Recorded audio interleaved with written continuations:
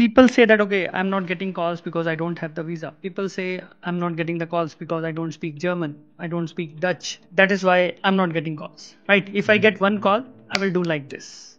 How will you answer this? It actually depends on the company. If they need the required the skills the candidate has, and they're ready to sponsor, we need to convince them that I'm the right person for your project. I'm the right person for company, and I have the required skills. And I'm able to grasp the things. You say that language barrier, then I'm okay for that. I'm ready to learn it. These skills you want, I'm ready to adopt it. It all depends on the company and the person is going to convince. So if they really need, then it's easy. Visa part also it depends on the country, but in Germany it's easy. So with the skills you have and you are the skilled employee, then they're ready to sponsor you. Got it, got it. So Yeah. basically, your skills, your approach, your methods are really important if you really Yes. want to get hired.